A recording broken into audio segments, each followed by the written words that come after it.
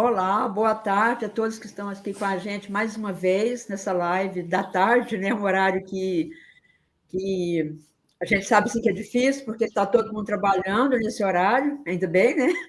Ainda bem, mas eu sei que depois vocês assistem. Quero agradecer também, porque nós estamos tendo boas assistidas, né? Depois. Vocês estão gostando muito e muito felizes por isso. Hoje eu estou aqui com três convidados, aliás. Um ainda não chegou, ele avisou que iria atrasar um pouco, mas daqui a pouco ele está aqui, que é o Alexandre. E seguindo a nossa teoria aqui, que é por ordem alfabética, Murilo, muito obrigada mesmo por você ter aceito o meu convite. Muito obrigada também, Rômulo. O Rômulo foi pego de surpresa. Murilo, seja bem-vindo e se presente. Depois o Rômulo. Ó, Alexandre, peraí, gente. O Alexandre está chegando. Alexandre, aqui se apresenta por ordem alfabética. Você chegou na hora, viu?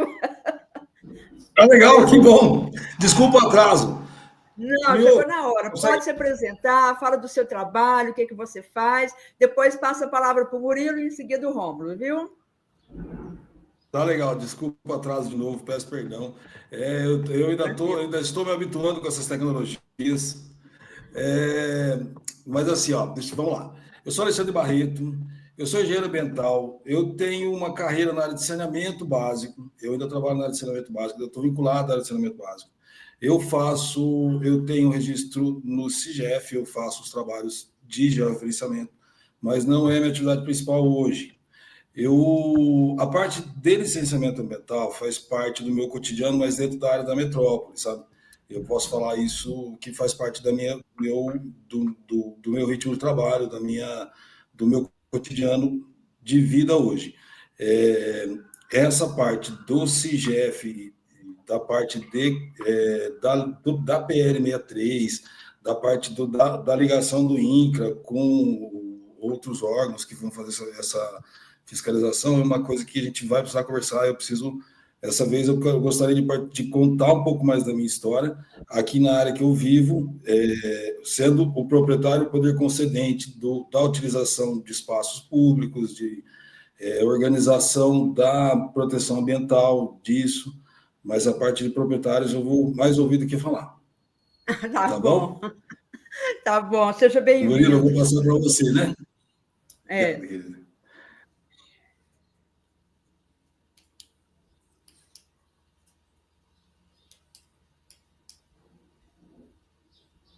Não estamos te ouvindo, Murilo, acho que o som está fechado.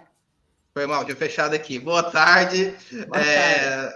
Sou Murilo Cardoso, eu sou geógrafo, eu sou especialista em geoprocessamento.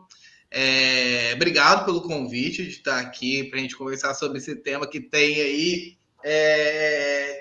tirado a gente da zona de conforto, né? A gente faz isso no nosso dia a dia, mas quando chegam novos elementos para a gente pensar e repensar tanto o nosso objeto de estudo, falando eu na área de licenciamento ambiental, quanto o meio que a gente vive, né? De onde vem os recursos, etc., é sempre interessante, né? Como pessoa, como profissional,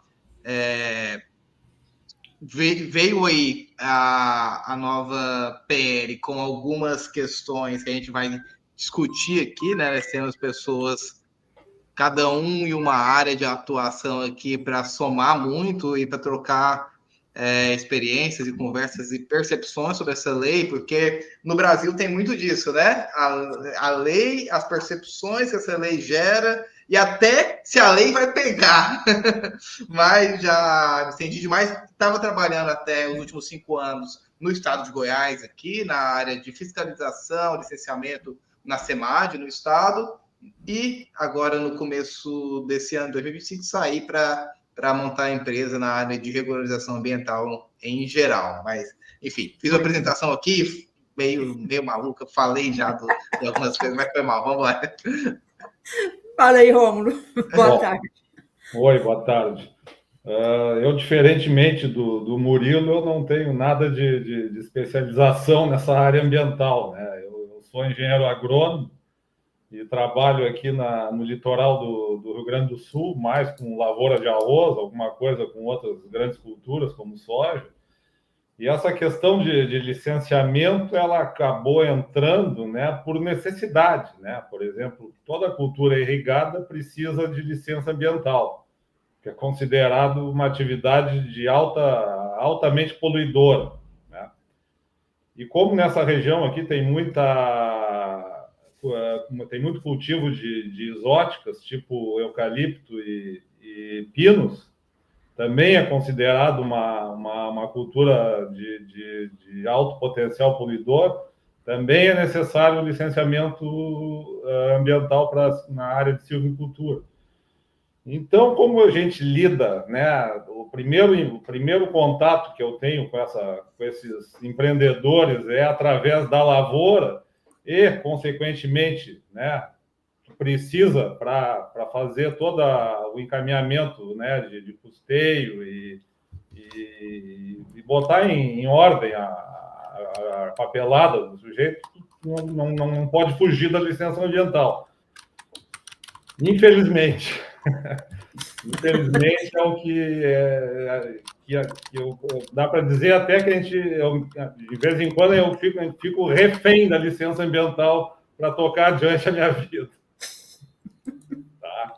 Então, da minha parte, é isso aí. Eu posso colocar... Então, vamos lá, né? Murilo, né? O Murilo, você sabe, o Murilo, ele está falando assim, mas o Murilo é muita coisa, viu, gente? O Murilo, ele é um bom professor nessa área de desenhos, de geografia, de geoprocessamento. Ele é uma referência, né? Está nessa humildade toda aí, né, Murilo? Mas o Murilo é referência, não só no Goiás, em Goiás, mas no Brasil também. Murilo, assim, vocês também, quem está aí, que vai comentar também, quando a gente veio falar assim nesse PL, e que teve 63 vetos, a gente até assusta, porque 63 é até ficou errado lá, a menina fez errado, né? Lá no cartaz ela pôs PL 63. Hoje que eu vi que estava errado, 63 são os vetos, depois PL 63, ainda bem que ninguém percebeu. E se percebeu, não falou. Então, assim, a gente até assusta com a quantidade de vetos. Mas quando você vai analisar os vetos em si, muitos realmente eram necessários, né? Muitos mesmo. Principalmente aquele que me preocupa muito, que eu até anotei aqui, que é aquele que dispensa o licenciamento ambiental para produtores rurais com CAR pendente de análise. A gente sabe que o CAR é uma bagunça. Isso não é surpresa para ninguém. Agora, se ainda vai fazer um licenciamento ambiental com o CAR pendente de análise, eu acho que são duas coisas perigosas, né? Um CAR que não foi analisado e o licenciamento em função dele, né? Através dele. E outra coisa também que eu achei assim, esse autodeclaratório, porque no Brasil tudo que é autodeclaratório não dá certo.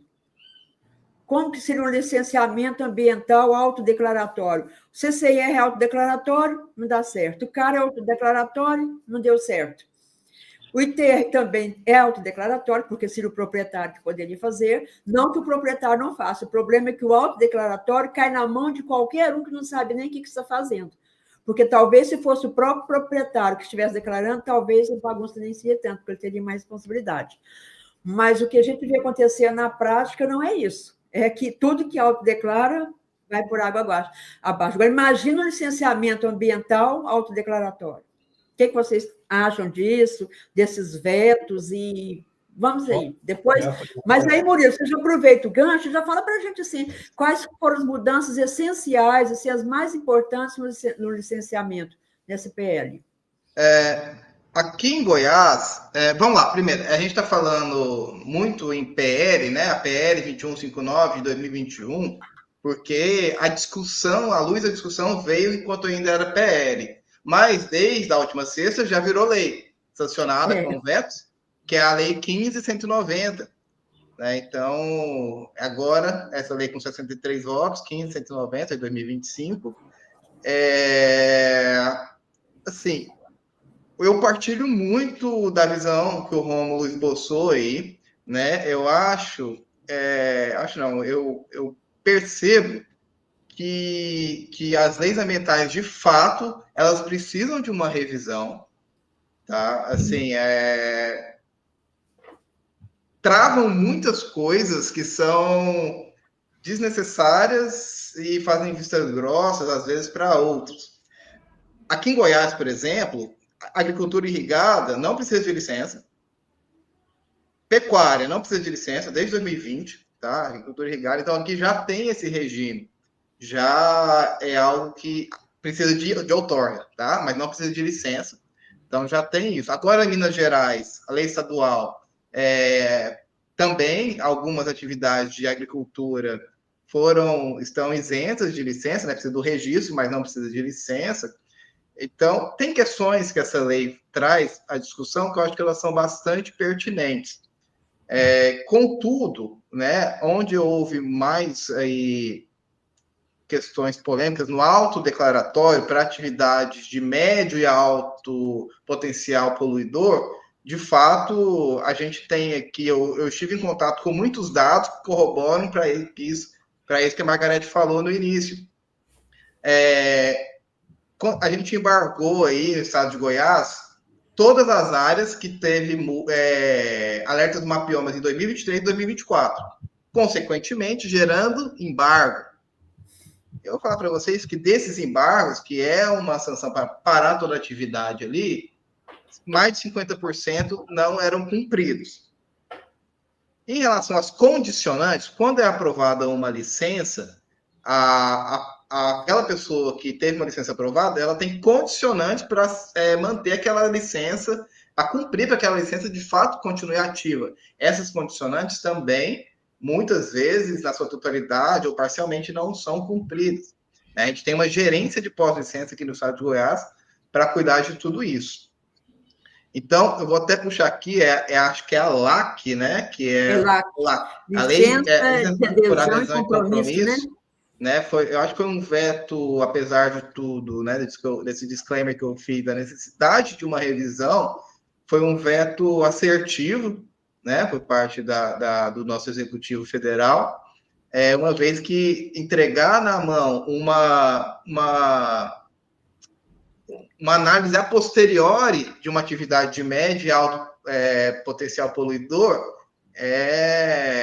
colocar áreas sensíveis e vulneráveis assim em mais risco ainda que elas já sofrem, seja por questão de pressão do agronegócio, entre outras coisas. E aqui eu não quero vilanizar o agronegócio, né? Acho que a gente precisa ter uma visão muito centrada na coisa quando a gente trabalha com o meio ambiente, quando a gente não está falando aqui de ser ambientalista, mas de trabalhar com o meio ambiente, né? Então, nem passa boiada, nem protege tudo. O que a lei fala sobre isso? A lei brasileira hoje fala que o que não é APP e o que não é reserva legal, você pode desmatar, né? Para dar um exemplo aqui. Então, a gente tem... Desde que tenha uma licença, né? Claro. Né? É claro, desde que você tenha uma licença. Enfim, então a gente lida muito com essa questão. Eu estou aqui para ser um fio condutor de um proprietário que precisa converter uma área de área preservada em sei lá, pecuária, em agricultura ou outro tipo de uso, né? A lei permite, ou que ele faça esse uso desse recurso com os padrões que a lei estadual, municipal ou federal ela exige. Então, de fato, essa conversa sobre o que é, sobre uma revisão do que as leis pedem é necessária. Como eu disse, aqui em Goiás já acontece algumas questões propostas nessa lei, e a gente teve importantes avanços nesse sentido. Aumentou muito a fiscalização, como eu trouxe o número para vocês.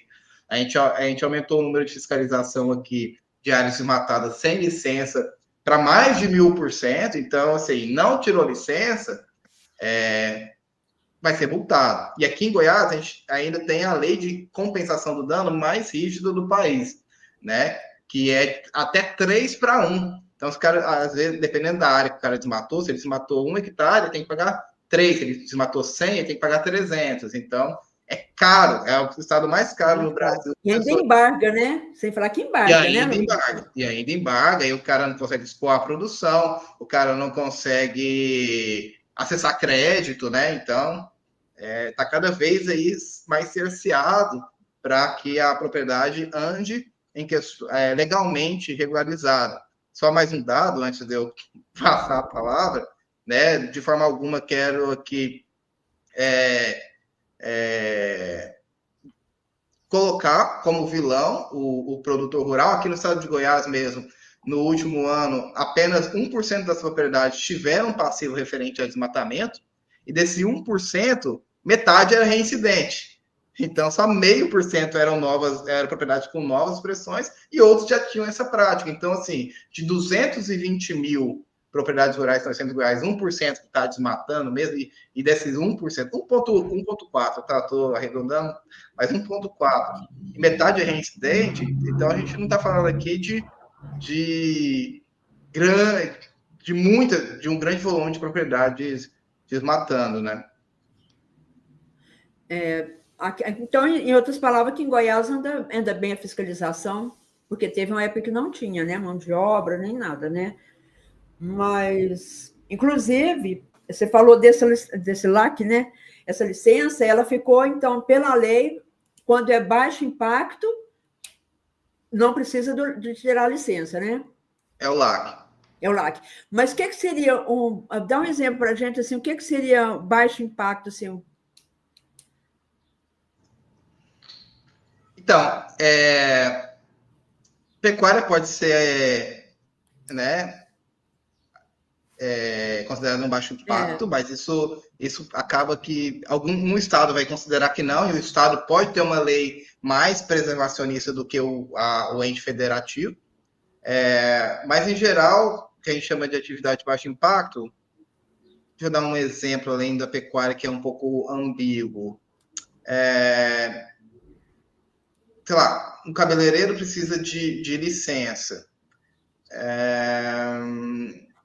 Esse vai depender muito se é municipal, dependendo da lei, mas em geral ele pode fazer só uma declaração.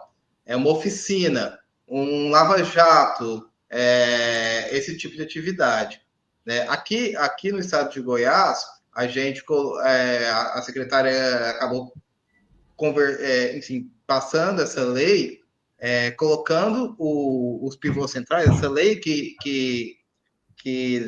exime de licença a atividade de agricultura irrigada, por exemplo, colocando como público, como é que fala? Bem público, interesse público. A produção ali dos pivôs centrais. Então, tanto em relação ao impacto econômico, quanto em relação à questão da produtividade e etc. Lembrando que eu estou falando aqui da atividade, o pivô não precisa de licença. A outorga continua sendo exigida, tá? Do pivô ali, da agricultura de irrigação. Então, vai ser nesse sentido. Então, Murilo, eu não sou dessa área, não entendo nada, mas então, assim, seria a diferença. A licença vai passar por uma análise pelo órgão, mas tudo que for fazer, tem que fazer uma declaração. Tem que contar para o órgão que, por exemplo, vou colocar um lava-jato ali no meu imóvel, está na beira da estrada, vou pôr uma zona rural, ou seja o que for, porque isso aí não é só para a zona rural, para a zona urbana também, né? Então, vai para um lava-jato, por exemplo. Ele não precisa da licença, porém, ele tem que declarar para o órgão que ele está pondo esse lava-jato, que está abrindo lava-jato ali, né? Seria isso, né? Isso, seria isso. Eu acho que a gente pode pegar o exemplo da pecuária mesmo, porque eu acabei não pesquisando aqui, eu não tenho certeza se o lava-jato já era de competência apenas municipal, baixo impacto, e não precisava, mas a pecuária sim, né? Dependendo do tanto de cabeça de gado e etc., ela pode ser considerada baixo impacto, né? Depende do sistema. Aí em Goiás Exato. Tem muito confinamento, né? O confinamento é alta pressão. Aí é certo que precisa de licença. Aqui no sul, quando a maioria da criação é a campo, sistema extensivo, não se pede licença. Mas aí no confinamento, sim, né? É que nem suinocultura e e avicultura, né? Isso aí são empreendimentos altamente poluidores. Mas Perfeito. Da minha parte, eu vejo o Murilo falando basicamente no que se ouve geralmente, né? Que é as infrações, as notificações, né? O que tá errado. Agora, eu chamo mais atenção a dificuldade que é o cara que quer ser certo conseguir ser certo. Porque tu fica penando, tu manda todas as exigências e aí o sujeito leva meio ano, 8 meses, 1 ano para vir fazer uma vistoria e não vem. E se o cara fica precisando daquilo ali, quebra, né? Porque ele não consegue plantar. Se ele precisa daquela licença, ele não vai deixar de plantar, ele acaba fazendo a atividade dele mesmo sem a licença. É o que está se vendo aqui constantemente. Não sei qual é falta de gente, pode ser, né? Pode ser falta de pessoal para dar conta, né? Excesso de burocracia não é, porque se a coisa fluísse, né? Mesmo com todo esse nó que sempre tem, né? Que vocês todos sabem que tem. Se tivesse um retorno, uma linha de 2 vias, vai e volta, né? Não pode levar mais que 1 ano para te receber uma licença, ou dá ou não dá. É, né? muito demorado, né? Muito mesmo. Esse para mim é o maior, grande empecilho. E aí a gente que vamos dizer, é o meio campo, tu fica tendo que dar explicação para o cara, por que está demorando. Aí tu E não tem, né? Não tem explicação. Então eu já assisti colegas aqui abandonarem essa atividade justamente por causa disso, né? Porque tu tenta fazer, mas não consegue porque não depende de ti. É assim como está o INCRA também, né, o CIGEF, do mesmo jeito. Você acaba não tendo explicação para dar para o cliente, demora. E o INCRA começou bem, né? Começou bem logo que entrou o CIGEF. Começou, mas agora o povo perdeu o medo. Tá. Fala, Alexandre. Falando um pouco da minha área, a questão do plano de gerenciamento de resíduo sólido, né? Tipo, a gente usa para canteiro muito, né? Construção civil, saneamento básico. Isso é resíduo considerado tipo 1 da CETESB. É resíduo leve e pode ser autodeclaratório. Mas ele não é uma coisa tão nociva, né? Mas é um negócio que vai ter bastante serviço para isso, bastante serviço que tem gente que fiscaliza hoje que talvez não vai precisar mais, né? É uma atividade que movimenta bastante gente, bastante destinação final, de transbordo, você coleta, troca do material que você levou, é bastante trabalho, bastante gente trabalhando nisso, bastante material nisso, bastante licenciamento que pode ser que seja diminuído, porque ele entra numa faixa que passa a ser autodeclarada, né? Não é isso, Murilo? Autodeclarado que fala? É isso mesmo. Murilo, deixa eu só trazer aqui algo que eu trouxe meio confuso, eu fui relembrar aqui, em relação às questões de atividades de baixo impacto, então é mais ou menos o que eu mal falei aqui, tá? Fica a cargo mesmo dos entes federativos, federais, estaduais e municipais, definir quais as atividades que se enquadram nessa categoria, e as características gerais da atividade de baixo impacto, então, vão ser área reduzida de intervenção, baixa geração de resíduos influentes, o que o confinamento não é, né? Ele gera bastante resíduo, etc.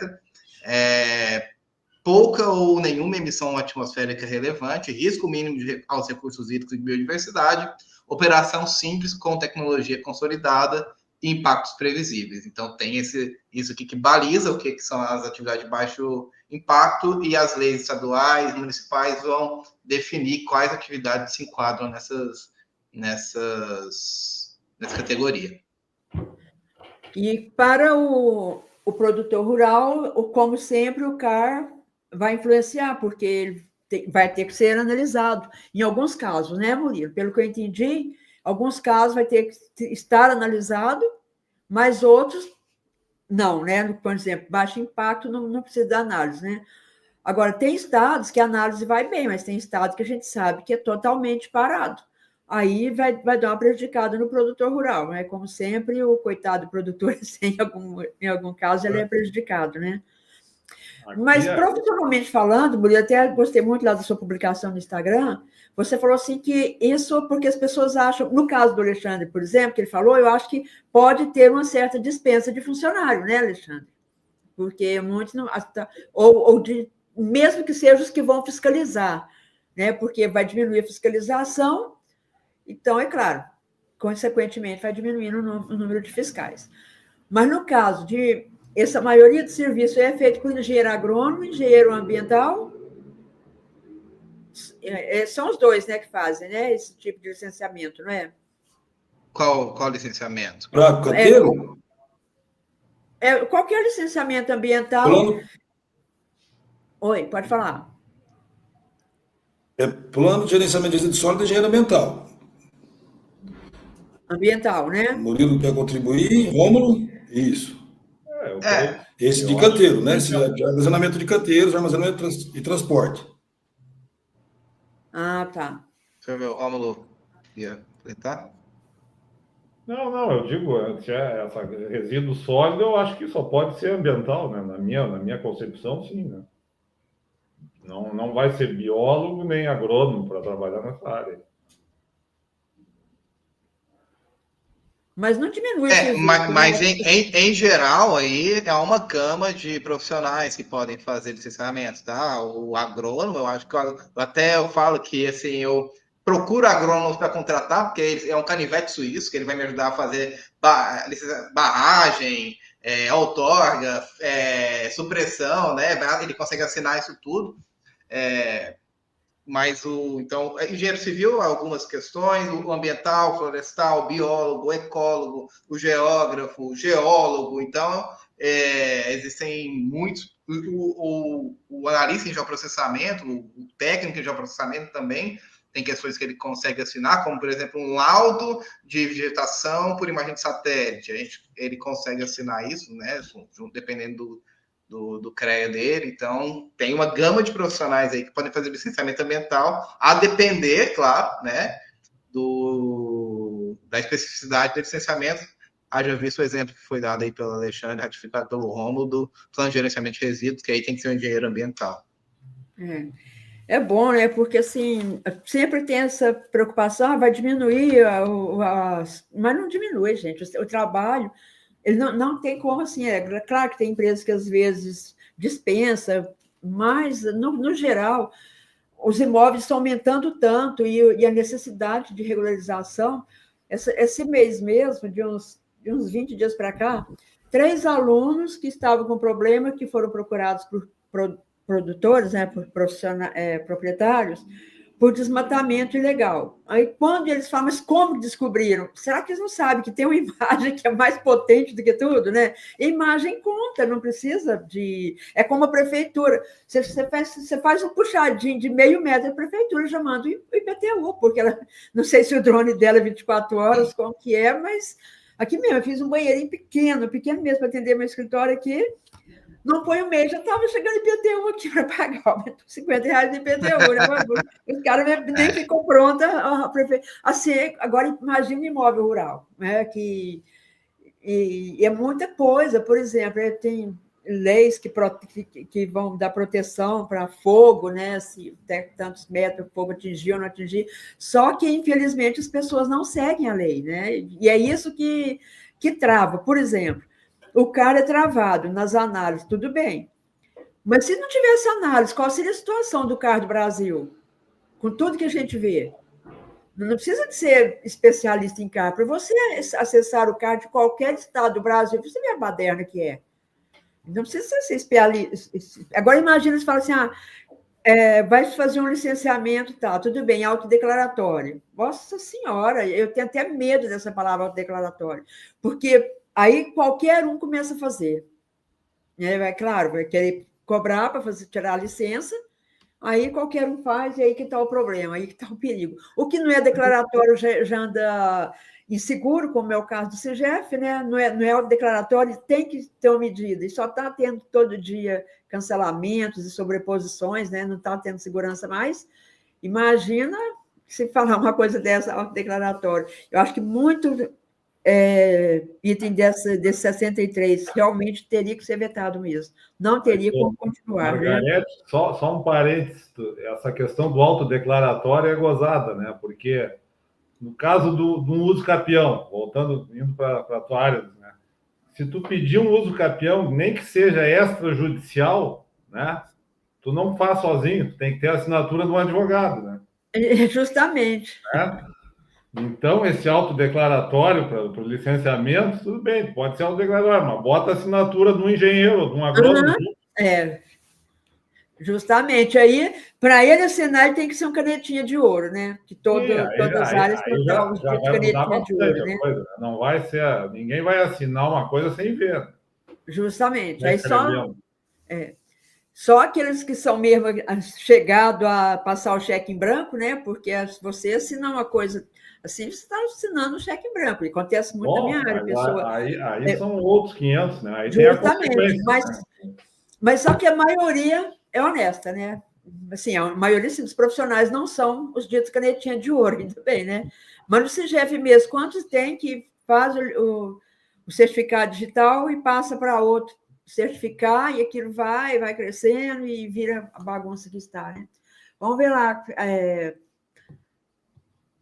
eu ver aqui, vamos ver os comentários. O Júnior falou assim: não temos nem cultura para uma lei que permita a autodeclaração de licenciamento ambiental, fora organização, estrutura e fiscalização. Justamente, nós não temos essa cultura de autodeclaratório, porque tudo que, na minha opinião, virou autodeclaratório, virou bagunça.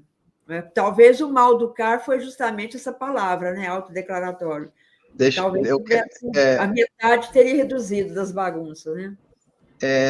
Eu até vi esse comentário que você citou, Margarete, e eu até quero pontuar uma questão. Eu entrei aqui na secretaria para liderar o time de processamento em 2020, final de 2020.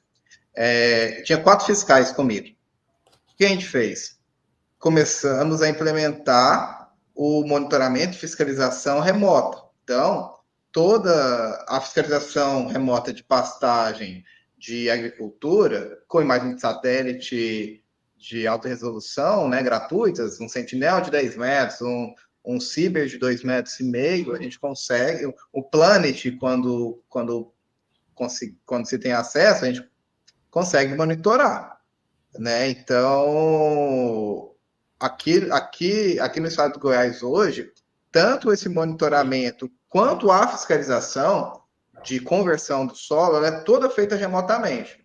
Então, a gente consegue reduzir o tempo para conseguir chegar até um passivo, com os alertas de desmatamento, que foi o primeiro insumo que nós utilizamos, tipo o do Mapiomas, depois outros, a gente consegue botar uma lupa onde é que está acontecendo desmatamento, eu não preciso ficar olhando o estado inteiro, já sei onde eu vou, né? Então, todas as ferramentas gratuitas que os estados, os municípios podem trazer para o seu dia a dia. Isso não é novidade, eu não inventei a roda, o IBAMA fazia isso em 2008, tá? Então, assim, só apliquei uma coisa que já existia, mas as pessoas não estavam aplicando. Então, as soluções baratas estão aí, né? Mas é preciso ter interesse, né? A secretária Andréa Vulcanes, que ainda é a secretária aqui do Estado de Goiás, ela tinha interesse nisso. Antes disso, havia criado um sistema de licenciamento. Esse problema que o Romulo pontuou, ele é absolutamente endêmico do Brasil, né? Da demora para tirar uma licença de supressão, por exemplo, né? Aqui no Estado de Goiás, às vezes demorava 3, 4 anos. Hoje, em média, 58 dias. Em média. Pode ser mais, pode ser menos, mas em média vão ser 58 dias, com a digitalização toda do processo de licenciamento, né?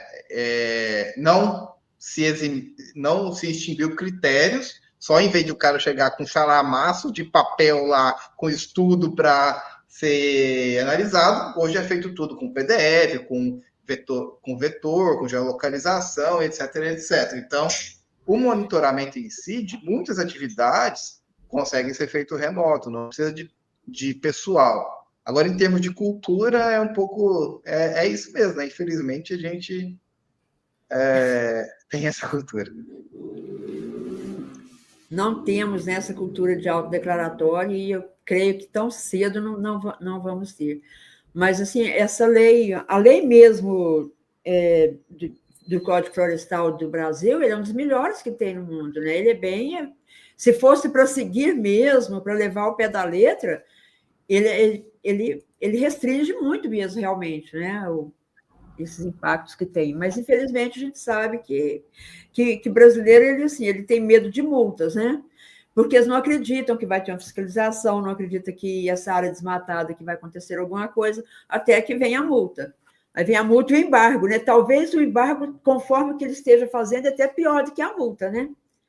Porque pior do que, por exemplo, no nosso caso, de todos nós que estamos aqui na live, todo mundo, pior do que a gente pagar a multa é a pessoa chegar e levar nosso computador com todos os dados. Isso é pior do que a gente pagar uma multa, não é? O então, embargo é uma surpresa. Essa é uma surpresa, o embargo. Uma surpresa, né? Vi um sujeito conceituado, não, instruído, né, que fez um desmatamento, né, e achou que ninguém ia ver aquilo no meio da propriedade, né? Aí, 1 ou 2 meses depois, ele foi ao banco pedir um financiamento, negaram. Ué, o que houve? Hoje o banco faz um cruzamento de dados com quilombola, com reserva indígena, com map biomas, com parque estadual, federal, municipal. Se tiver alguma coisa em conflito ali, já nega, né? Dessa forma, né, com a negada do banco, ele ficou sabendo que tinha problema de desmatamento que tinha feito há 2, 3 meses atrás. Na verdade, ele ficou sabendo que o desmatamento deu problema, né? Mas é porque não acreditam, né? Assim, achando que vai passar, que não vai ter nada, e lá na frente vem a surpresa. Essa questão aí de saber o que está acontecendo. O sujeito acha que está lá no Cafundó e cortou 1/3 de hectare, que é o que o mapa bioma identifica, né? Acha que ninguém vai ver aquilo ali no meio de um Cafundó, mas não. Olha, são pouquíssimas pessoas que têm consciência disso. É mesmo. Muito bom. Não acreditam, né? Eu acho que mais é a consciência que não tem e não acreditar que vai dar algum problema. Não sabem que existe essa ferramenta de detecção. Não sabem, simplesmente não sabem. Justamente. Murilo, lá no Código Florestal tem alguns itens que dão o benefício, mas também fala que fica vedado o uso alternativo do solo. Mas, na prática, isso não funciona, né? Porque, por exemplo, se a pessoa vai desmatou a APP, um exemplo, né? Virou consolidado ali, vai recuperar. Não, por exemplo, área consolidada, né? Se ele usou o benefício da lei lá para não ter a reserva. Lá no código fala, né, no final, vedado o uso alternativo do solo. Então, eu lembro muito quando eu fazia muitos cursos que eu fazia com a Cristiane, ela sempre falava, não vai pegar licença depois, porque se fizer isso, se usar APP como reserva, não pega licença, mas na prática isso não funciona, né? Pior que funciona. Funciona mesmo? Porque, assim, como hoje, eu só consigo dar o exemplo do estado de Goiás, tá? Como a gente tem, ou acho que até um bom exemplo, todo o nosso processo de licenciamento, ele passa por uma análise geoespacial. Uma das primeiras coisas que o analista vai olhar é a reserva legal declarada e a APP declarada. Se a reserva legal está declarada em cima de área de APP, acabou, está indefinido o processo. Então funciona realmente. Funciona. Porque se o fiscal se o analista dá uma licença numa situação dessa, o Ministério Público pode vir para cima do analista. Ele está prevaricando. Porque sempre eu falo para meus alunos o seguinte, no curso de cara, ou quem me pergunta alguma coisa, o proprietário também que me procura, sempre fala, olha, na lei, a pessoa vê até onde interessa. O final do artigo ninguém lê, que é ver dados alternativos do solo, ninguém lê isso. Ah, vou pôr minha PP. E a gente via muita pessoa despreparada falando, não, põe só reserva legal na PP, pode. Tipo assim, é uma esperteza brasileira, né? Põe na PP porque deixa outra área livre lá, né? Para ele fazer alguma coisa, desmatar, sempre pensando. Agora, se ele colocou a reserva legal na PP, é porque todo o resto da área dele já está convertida, né? Então, em geral, ele não tem interesse de suprimir muita coisa mais ali, até porque não tem. Né? Mas eu gosto de saber quando as coisas realmente funcionam, né? Deixa eu ver aqui, a André, tudo bem? Pois é, vi uma vantagem na lei. Há um capítulo que estabelece os prazos administrativos. Achei muito bom. Vamos torcer para que ocorra na prática. Tem possibilidade, gente, de ocorrer na prática? Não. Tem, não? É porque precisa de gente, né? Precisa de gente. E aí o concurso tem que contratar. Vou dar um exemplo aqui também. A gente teve um concurso aqui em 2023 para 90 novos analistas na SEMAD, analistas e técnicos, né? De uma necessidade já muito grande de analista. Desses 90, eu te garanto facilmente aí que mais de 40% já foram para outros concursos. Sabe? Pela demora? Será que é pela demora de não, chamar? é porque... Não, eles foram chamados. Um salário de 6.500 para analista, 5.500 para técnico, mais 30% por meta cumprida, que é o chamado da dama que a gente tem aqui no estado de Goiás, mas passariam outros concursos, pagavam mais, eles estavam mais próximos de casa e eles foram. Então, hoje, aqui nesse ano de 2025, nós temos a maior força-tarefa da Secretaria de Meio Ambiente, tá no licenciamento de supressão, que é a maior demanda da Secretaria. E eu te falo que tem assim, 40 pessoas lá trabalhando, o que é muito, tá, para um estado, e não dá conta. E não dá conta de cumprir, porque o objetivo da secretária eram 30 dias, média de sair uma licença. A gente está com 58 e tem algumas que demoram mais, né? E aí é dinheiro do cara que está parado, ele quer plantar, ele quer, né, aumentar a pecuária, a cabeça de gado, geralmente ele quer plantar. E aí é o dinheiro que não gira na economia, no esporte, então é um problema. Né? A gente tem até um indicador aqui de impacto econômico que as licenças geram, né? Porque eu acho que um grande acerto aqui no estado de Goiás, que mais uma vez, gente, não é que eu quero que derrube tudo, mas são atividades, são empregos gerados e é uma lei que permite que áreas sejam convertidas. Né? Então, o que aconteceu? A secretária chamou, primeira coisa que ela chamou para conversar, Federação de Agricultura, o secretário de Agricultura, porque não tem como. O agro e o ambiental, eles têm que andar conversando, não é no embate. Né? Porque hoje, principalmente hoje em dia, o que a gente citou aqui, se um CAR está com pendência, se tem um embargo na área, se tem um alerta de desmatamento na área, a JBS não compra carne, vai ter país que não vão acertar os grãos, vai ter banco que não vai liberar crédito para essa área. Então, assim, os problemas do produtor, se ele não está regularizado, são imensos. Então, o produtor hoje, ou por uma questão ideal, ou por uma questão de mercado, ou pelas duas, ele tem que andar regular, sabe? Não é nem mais apenas as leis, é o mercado que está ditando isso. Então, a lei do mercado é implacável, né? Mas, Murilo, mas pelo que eu entendi, essa própria lei aí também, ela dá uma apertada nisso, né? Porque agora não vai conseguir nada se não tiver licenciamento, se não tiver em dia, né? Parece que essa lei já deu uma apertadinha nisso, não foi? Em 2023, a gente teve num evento lá em Brasília que eles já começavam a falar sobre isso.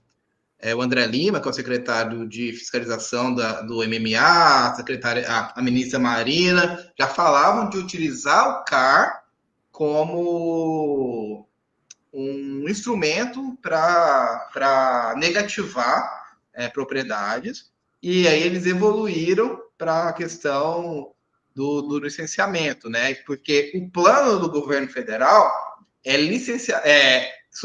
desmatamento zero. Não, ele não está aqui discriminando se é um desmatamento com licença ou sem licença. Então, o plano do governo federal àquela altura é desmatamento zero. Aqui no estado de Goiás foi desmatamento ilegal zero.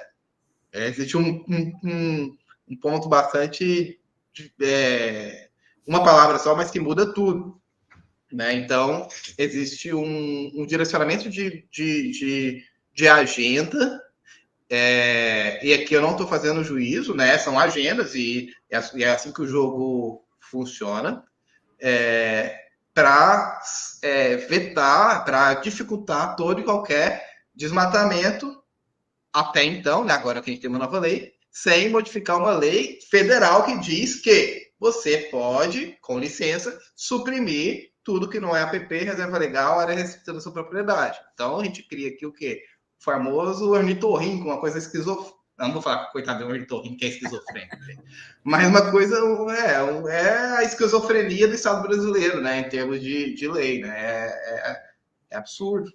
Então, na verdade, veio uma restrição para alguma coisa que já tinha restrição, né? Restringiu que já tinha uma certa... já era restrito, né? Nem sei como que fala a palavra. Mais ou menos isso. Tem uma restrição de mercado e uma orientação do Banco Central desde 2022, né? Para dificultar o crédito rural para propriedades com passivos. Tem leis europeias e de outros países que dificultam o escoamento dessa produção para fora. Então, eu senti, sim, fortemente. Quando os bancos começaram a apertar, foi quando começaram os produtores a querer mais regularizar e mais rápido. Por quê? A lei federal, ela diz que são R$1.000 por hectare desmatado. Eu desmatei, sei lá, 1.000 hectares para plantar soja. Vou pagar R$1 milhão. Mas eu tenho 1.000 hectares de soja plantada. Vale a pena desmatar, é legal para plantar soja e vender, gente. Certo? Eu estou sendo claro aqui. Vale a pena. Tá? Então, existem algumas questões. E por quê? Alguns querem fazer, que nem o Romulo falou, mas não tem a licença. Ele quer plantar 1.000 hectares de soja. Ele vai falar, vou ficar com o dinheiro parado? Depois eu me resolvo. Só que agora, se ele desmata esses hectares e planta soja, ele corre o risco de não conseguir vender a soja dele. Então, porque não vai conseguir tirar a licença, né? Não, por questão de mercado. Por questão de mercado. Vai chegar uma hora que o funil vai apertar. Ou por questão de verba, né, Romulo? O cara está com alerta, ele não consegue pegar crédito no banco para fazer girar, né? O agronegócio brasileiro precisa do Estado para girar. Precisa do crédito rural e do dinheiro e das isenções estaduais, federais. Ele precisa. Né? São poucos os proprietários que têm aí, são autossuficientes. Né? Pelo menos falando aqui da realidade nossa, que não conheço o Brasil inteiro, mas aqui eles precisam dessa grana. Não sei, e o Romulo, se aí também esse dinheiro de subsídios do Estado que faz gerar também a roda aí. Sem dúvida, sem dúvida. Aqui o banco é um fator um grande fator de impulso na agricultura aqui, na pecuária.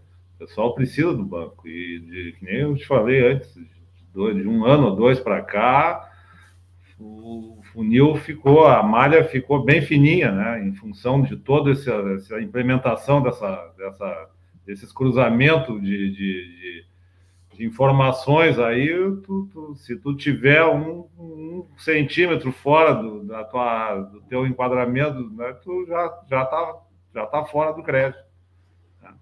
É tipo o SPC do imóvel, né? Exatamente. Tá ficando complicado. Mas isso aí não é o problema. Voltando ao assunto de licenciamento, né, a tecla que eu bato sempre é essa aí. É a demora, né? A morosidade para te conseguir se regularizar. Por isso que tudo que tu falou aí, né? Aí tu tem 40 pessoas só no estado todo. Aqui eu acho que nós temos, sei lá, só a FEPAM aqui deve ter muito mais isso aí, o dobro, o triplo. E eu levo 1 ano e meio para conseguir uma licença. E ainda muita não coisa, muito tempo, né? E ainda Porque não as pessoas, quando vão tirar, já querem por dia, né? Na verdade, já estão com projeto, com tudo pronto, né? Se fosse falta de apresentação, né? O que se pede, se manda. Mas o retorno é pífio, né? Falta tempo para deslocamento, falta agendamento.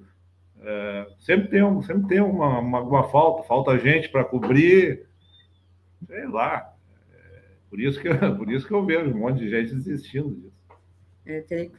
Na verdade, tem que ir para o funcionário, né? Nos locais, como o Murilo disse, põe o concurso, mas a pessoa acaba indo para outros locais, outros empregos, né?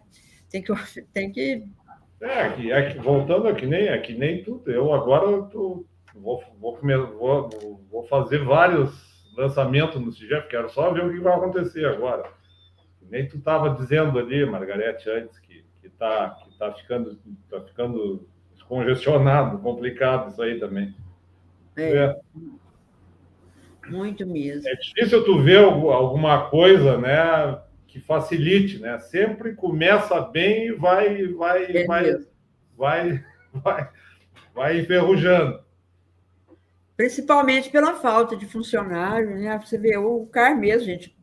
São Paulo pôs aquela análise dinamizada, parece que não deu certo, deu? Parece que parou Paraná e São Paulo. Não vejo falar mais nessa análise dinamizada. Eu aqui, que eu saiba, aqui no Rio Grande do Sul, não foi analisado nenhum ainda. Nossa Senhora. O Ederson falou o seguinte... pode falar, Alexandre. Levantou a mão, Alexandre? O Ederson falou o seguinte... O exemplo de lá... Não? Eu tinha visto, pensei que... O Ederson falou um exemplo de lá que deu certo, muito certo, foi para retirada de exóticas em área de EPP. Aonde isso?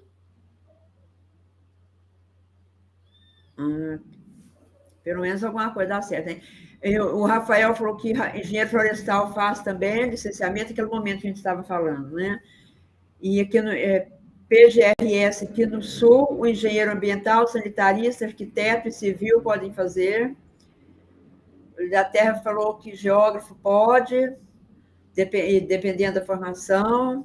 O Alexandre disse que quais os impactos da lei para as comunidades indígenas. Teve muita coisa diferente a indígena e quilombola, não teve? Eu não parei nesses itens, não, mas eu vi que teve. Confesso também que eu não me atentei tanto a esses itens. Eu também, mas teve lá. Eu vi falando em várias coisas lá para indígena e quilombola, mas talvez porque nem seja tanto assim, né? Eu não, mas teve, viu, Alexandra, né?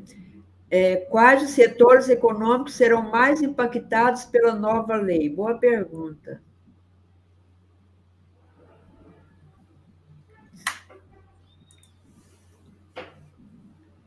Eu acredito, agro, Margarete, né? Claro, que né? essa...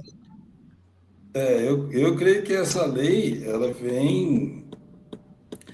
vem para tentar colocar mais participação. Tipo assim, quando você tira a autodeclaração, você começa a colocar mais participação. A gente tem esses problemas que a gente já falou na live, né?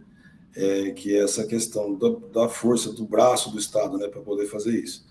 Mas se você começar a entender tecnologias, né, eu acredito que você vai ter setores que vão, se você usar tecnologia apenas, né, não considerando muito o incremento da força do Estado com funcionários, mas você vai ter ganhos no setor do agro, você vai ter ganhos, por exemplo, georreferenciamento, essa parte de gel, você vai ter ganhos, acompanhamento, monitoramento de rios, você vai ter alguns ganhos nessa área. Eu acredito nessa área de geoprocessamento, principalmente. Eu acredito que sim, nessa área. Aliás, o setor de geoprocessamento ele tem crescido bastante, né, Murilo, ultimamente, né?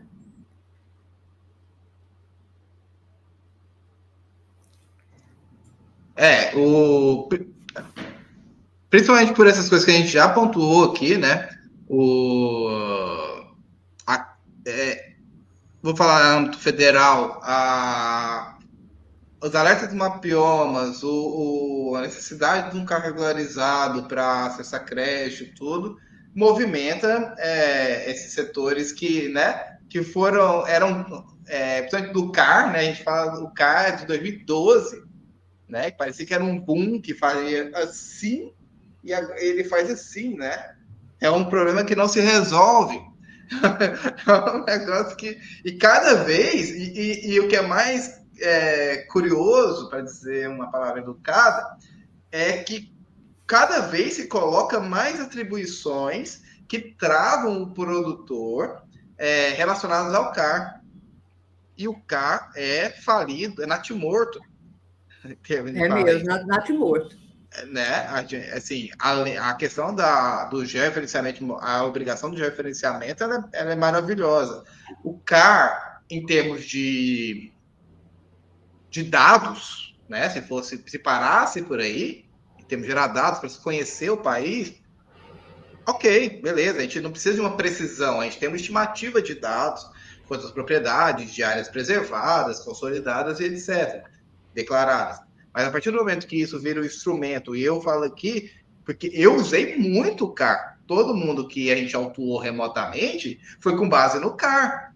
Como é que era o nosso fluxo, né? Identificava-se o desmatamento, depois disso, eu identificava qual era a propriedade, saberia quem era através do CAR, saberia através do CAR se o desmatamento foi em reserva legal ou APP, ou fora, para tipificar, né? Se é um artigo 43, se é o 51, se é o 52, se é o 53, tudo com o CAR, palavrava o auto de infração no escritório e mandava para o autuado, porque eu tenho os dados dele no CAR, né? Então, o Estado usou o CAR para isso. Agora, para barrar o crédito. Beleza. Eu estou falando aqui do ponto de vista do proprietário, mas eu também posso ver do ponto de vista do Estado e falar assim, amigão, você que pagou R$300 para o seu contador fazer o seu CAR. 300, não, 50, né, para qualquer fazer. Né? Então, assim, né, vamos colocar na balança as responsabilidades, né? Ok, o CAR, era importante a exigência de um ART para o CAR, no mínimo, mas também você não pode pagar o mais barato e querer uma qualidade, né? O barato que sai caro, e o CAR é um dos grandes exemplos que a gente tem disso. E aí gera recorrente trabalho, né? Ah, Murilo, o banco está com pendência no meu carro, resolve aí, porque eu preciso para ontem para conseguir crédito no meu banco. Beleza, faz o Pix. E bora. Tudo é para ontem. Tudo é para ontem. Faz o Pix aí que eu vou aqui trabalhar à noite e vamos resolver esse negócio. Mas é impressionante, né, Murilo? Porque assim, quando começou o CAR, e até uns 5 anos atrás, mais ou menos, 6, tinha gente que fazia CAR por R$50, o sindicato fazia de graça, qualquer pessoa fazia o CAR, porque não por ser autodeclaratório, como você disse, morto, né? Nasceu morto já, e qualquer um fazia, cobrava R$30, 50. Hoje em dia, você não acha mais quem faz um CAR por R$50. Ninguém faz mais o CAR, e acabou, e esse povo sumiu, esse povo assim, desapareceu no mercado, você não vê mais ninguém falar nesse povo que faz esse tipo de CAR, esse pessoal que andava com notebook, ia para as fazendas fazendo CAR, então assim, não tinha, hoje assim, esse mercado de trabalho do CAR, ele, posso dizer que ele deu uma aperfeiçoada. Ou o proprietário também, ele não volta mais em quem fez o CAR para ele para corrigir. Aliás, na verdade, ele nem sabe quem fez. Muitos nem sabem, porque quando você precisa de uma senha, não, quem fez para mim, não sei e tal, sumiu. Por isso que as senhas, ninguém tem a senha, porque era na malandragem, a pessoa fazia um e-mail só para todo mundo, e uma senha para todo mundo, sumiu tanto esse povo, que o proprietário agora já sabe que os R$50, ainda bem que foi só R$50 que ele perdeu, e hoje ele não acha quem faz por R$50. Ou você faz, Murilo, por R$50. Fala aí que eu quero baixar minha cabeça aqui. Se você falar para mim que faz um carro por R$50, Murilo. Margarete, um car não dá nenhum combo do Big Mac por R$50. Não tem como. Alexandre, Não, R$50 não dá nem para você pagar manicure para sua esposa fazer unha de sábado. Fala aí, Alexandre. É melhor fazer de graça. É, melhor vender picolé. Fala, Alexandre. Não dá, R$50 não dá, não. Corta no cabelo. Manicure, então, não dá. Pois é, mas sumiu esse povo, a gente não vê mais, graças a Deus, porque se continuasse do jeito que estava. É porque quem não fez até agora ou quer refazer é porque está todo enrolado. Justamente. Mas o brasileiro é assim, ele faz quando necessita. Ele liga lá do banco, fulano, faz o cara para mim. Meu Murilo também conhece o outro Murilo meu, né? Até que vocês já viajaram uma vez, de Catalão para cá. Então, ele também faz carro. Você fala para ele fazer um carro por R$50, mas não precisa nem de ligar para ele, que ele nem atende, viu? Aliás, esse dia não está atendendo a ninguém, de tanto serviço. E esse serviço está muito, né, gente? Essa área não para. A área de imóvel rural, de regularização de imóveis, ela não para. Ela é uma área, assim, que... Fala. Interessante agora que saiu, eu vi no site, numa mídia aí, esse imóvel agora que aparece tudo junto, né, no GovBR ali, aparece a situação do CCIR, do CAR, do NIRF. É, né? O Geomart, né? Geomart, né? Eu acho que é isso aí. É, Geomart. É uma coisa recente, né? Reuniram toda... A gente usa ele aqui, e ele até participou de uma live.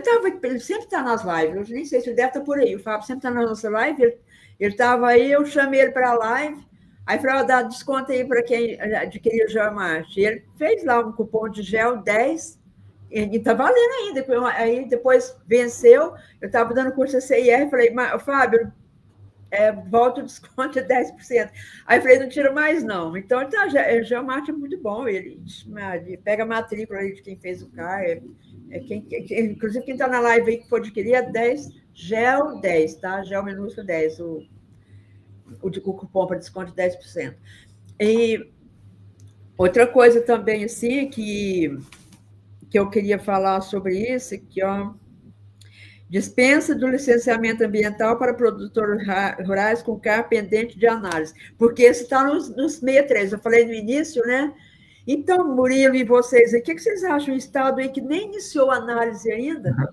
Como que fica? Se nem iniciou, e se o CAR está pendente de análise, e o agro tem que movimentar, o agro não para, como que faz, né? Isso foi vetado, né? Não, aqui... Eu, por veto, eu achei assim, mais... Porque não tem como depender de um CAR que está pendente de análise. Aí o Brasil para. Tem estado aí que não anda, né? E teve esse licenciamento ambiental especial também, que continuou, né? Foram os pontos principais que eu vi aqui. Mas o que eu achei interessante foi limitar esse autodeclaratório e restringir para o LAC para baixo potencial de impacto, também é importante. Deus me livre, se for para ter alto e médio impacto, vira baderna, né? Em relação ao CAR, tem que ver se ele é com pendência de análise, aí eu confesso que eu não vi, ou se é com pendência. Aguardando análise. Isso, se for aguardando análise, é esdrúxulo. Se for com pendência, que é o que trava, por exemplo, o crédito, né? O cara declarou aí com sobreposição, faltou reserva legal, faltou documentação. Aí é uma pendência até que eu acho que é justificada. Agora, se aguardando a análise, vou nem falar a palavra, não passou na minha cabeça. Mas sabe? Mesmo. O Felipe Francisco disse: tem a nova lei agora em vigor sobre profissional responsável. Responsável pelo quê, Felipe? Pela análise? Não, pelo esse trabalho que você está falando, licenciamento? Pessoal, tem mais dúvidas? Olha, gostei demais da presença de vocês três. Só agradecer por ter aceito o convite. Acho que todos três aceitaram, assim, bem assim, o Rômulo até brincou, falou, não sei nem o que eu vou fazer, mas bem, Rômulo e Alexandre, que nem são atuantes nessa área de licenciamento ambiental geral, né, que vocês fazem os próprios aí de vocês, né, cada um com especialidade, mas de todo jeito trouxeram a experiência de vocês, e o Murilo, muito conhecimento, o Murilo é uma potência de conhecimento. Murilo, além do seu Instagram, que é Murilo Mapas, né, quem precisar do seu serviço, do seu trabalho, como que te encontra? Vou até escrever seu Instagram aqui, Murilo Mapas, né? É só um L, né? Isso. O Instagram do Murilo é esse. O Alexandre, alguém mais que presta serviço, que quer deixar o Instagram, ou mesmo quer aumentar o número de seguidores também? Mas só dizer da importância de trazer mesmo profissionais complementares, assim, né? Eu acho que assim a gente consegue trazer discussões com olhares diferentes, né? Eu acho que tem tudo a ver quando você traz três profissionais que têm olhares diferentes sobre o mesmo objeto. A discussão ficou muito mais rica, né? Porque é isso. Não tem como, pessoal. A gente tem que discutir o ambiental com o agro, tá? Com certeza. Com a mineração e com essas atividades. A gente não pode fomentar que são questões divergentes, elas são complementares, principalmente no Brasil, né? Então, e principalmente da forma como o mercado hoje nacional e internacional opera. Então, é isso, a gente tem que conversar com todo mundo na sala, né? A gente não pode ficar falando para o espelho, né? Só para os nossos, a gente tem que trazer essa contradição para a gente construir. Parece que nos últimos anos, né, a contradição ela virou uma coisa ruim, né? Quando na verdade não é, a gente tem que aprender com quem pensa diferente. Justamente. A Marlene disse que quer fazer licenciamento ambiental. Precisa de algum curso, Murilo? Você dá esse curso? Como que é? Você precisa saber qual área você vai atuar, né? Todas essas que a gente falou aqui, que fazem licenciamento, né? Eu dei a dica e que eu considero hoje o grande profissional aí, o canivete suíço para a área, né, do agroambiental, o agrônomo, né? Porque ele pode atuar em várias questões que são necessárias, outorga, barragem, depende do tipo de barragem, mas muitas barragens, a supressão e etc., né? E corte de árvores isoladas na agricultura, na pecuária. Então, eu entendo que esse é o profissional do canivete suíço para você que quer trabalhar com licenciamento agro-silvio-pastoril.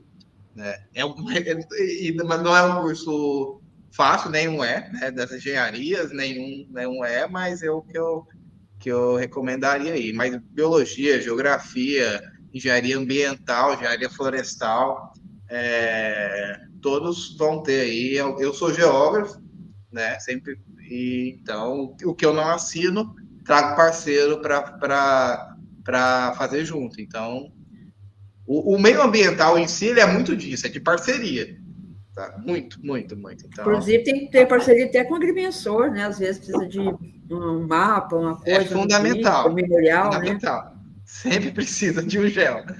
Tem gente herdando terra e desmembrando, e isso não para, né? Não para.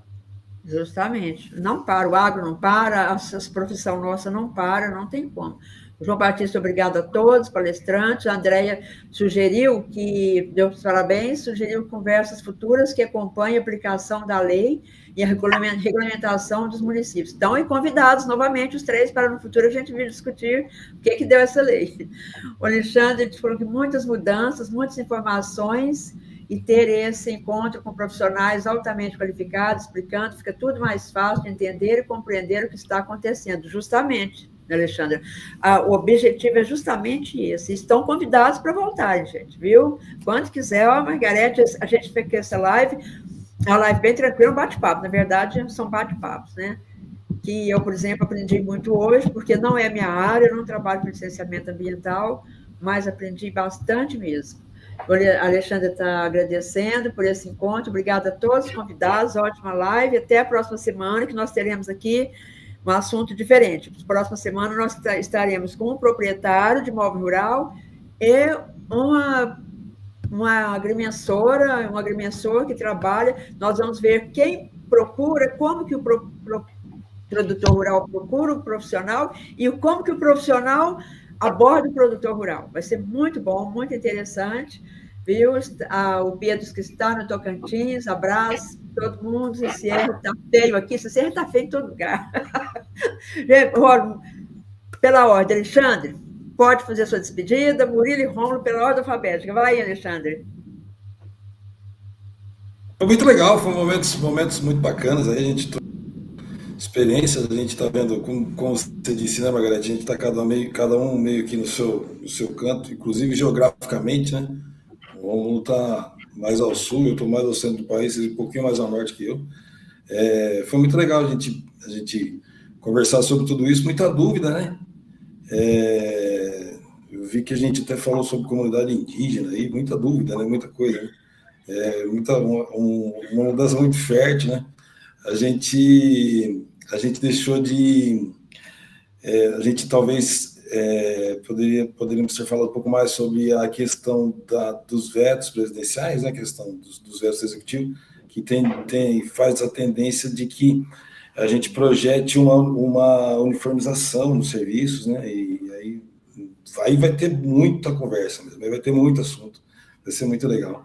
Mas eu agradeço muito a todos que participaram, a todos que estão na sala. Muito obrigado pela participação, por deixar a gente participar, né, Margarete, permitir que a gente participasse aí. Murilo, Rômulo, obrigado pela parceria. Boa tarde a todos, tá? Obrigada, muito obrigado por ter aceito o convite. Vai aí, Murilo. Bom, pessoal, é isso. Obrigado, valeu pelo convite, Margarete.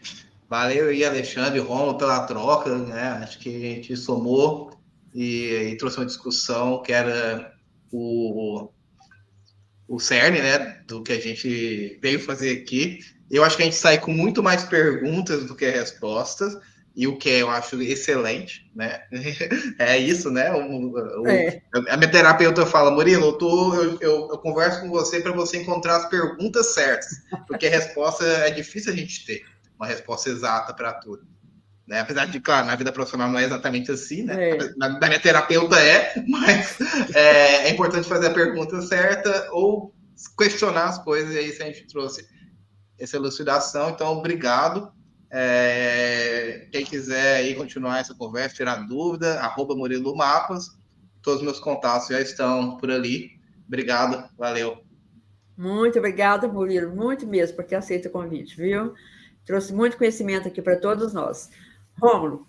Bom, da minha parte, só resta desejar boa sorte para todos vocês, para quem ouviu, que eu acho que, quanto à minha humilde participação, eu acho que sempre alguma coisa se tira, né?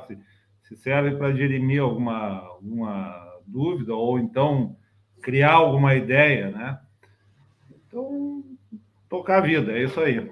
Obrigado, Margarete, pelo convite e boa sorte, que nem eu já falei, Alexandre, Murilo e todos os outros. Olha o que a Alexandra falou. Acho que tem muito assunto a ser discutido. Por favor, Margarete, tragam eles de volta, viu? São convidados a voltar. Vamos voltar daqui uns 6 meses para a gente ver como que foi a implementação disso tudo, o que está acontecendo. Vocês concordam? Vamos marcar, porque 6 meses já deu para a gente sentir como que está nos outros estados, o pessoal manda para a gente aí o que está acontecendo, quem especializou nessa área também, se está tendo bom resultado, e que vai ter um trial de São Paulo, do Sul, de Paraíba e Goiás e tudo, e eu fiquei até, Murilo, fiquei feliz de saber que o nosso estado está até bem posicionado, assim, posso dizer até que está evoluído, né? Nessa área, né? Está indo muito bem, né? Nós somos referência hoje no Brasil em termos de monitoramento, fiscalização, licenciamento. Isso aí pode dizer com certeza. Assim, que a gente tem exportado, a gente tem tido reuniões com a secretaria do Rio Grande do Sul, mês passado, no Macbiomas User Summit. Tava lá ela e um promotor do... Não, era do CAOMA, era do MP, era do CAOMA, não era do Ministério, não era do Secretário de Meio Ambiente, não, era do CAOMA lá do MP. Então, estamos discutindo isso, né? A gente tem que ir para frente. E é isso. Eu ia falar uma coisa assim. É isso. Nosso Brasil é muito grande, né? É difícil. Grande e diversificado, né? Pessoal, muito boa tarde para vocês. Boa semana. Até na próxima terça.